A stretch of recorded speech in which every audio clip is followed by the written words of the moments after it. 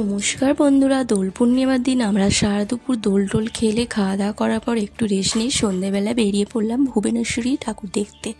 তো আমাদের এটা শ্বশুরবাড়ি এলাকা, মানে আগে যে আমরা থাকতাম সেই জায়গায় বেরিয়ে পড়লাম।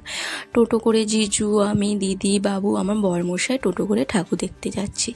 তো তোমরা পুরো ভিডিওটা দেখতে থাকো, আশা করি তোমাদের খুব ভালো লাগবে। আর ভুবনেশ্বরী মাকে কত সুন্দর লাগছে সেটাও আমি তোমাদের সাথে শেয়ার করব, পুরোটা দেখতে থাকো।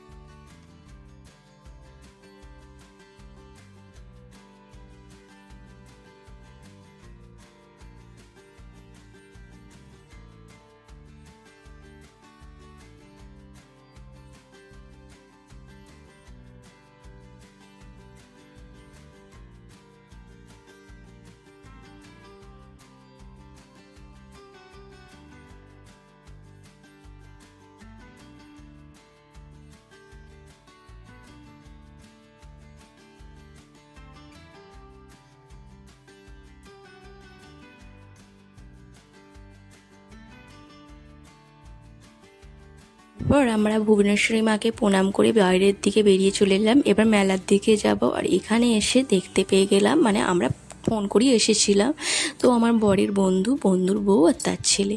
তো ওই বরের বন্ধুর বউ হচ্ছে আমাদেরও বন্ধু। তো তোমাদের সাথে এর আগে ভিডিও আমি তোমাদের সাথে শেয়ারও করেছিলাম। ও শুধু বরের বন্ধুর বউ না, ও আমাদেরও বন্ধু, মানে আমার দিদির আমার বন্ধু হয়ে গেছে।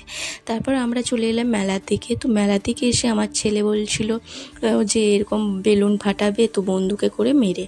তো এখানে আমার বরের বন্ধুর হচ্ছে ছেলেও ফাটানোর চেষ্টা করলো। তারপর আমার বাবুও ফাটাচ্ছিল, জানো তো। বাবু দুটো প্রাইজ জিতেছে, চিরুনি আর হচ্ছে চাবি রিং।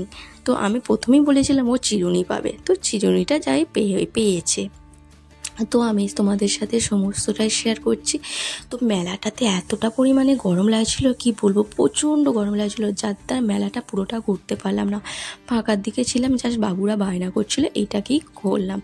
তো আমার বাবু খুব একটা বায়না করছিল না, এই যে নীল বায়না করছিল, যার দ্বারা নীলের জন্য আমার বাবুও ফাটালো।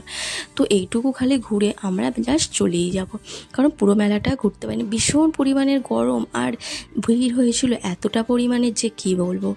তো কে কে ভুবনেশ্বরী ঠাকুর দেখেছো সেটাও বলো, আর আমাদের ভুবনেশ্বরী মাকে কেমন লাগছে সেটা তোমরা প্লিজ কমেন্ট করে বলো। Tata, by.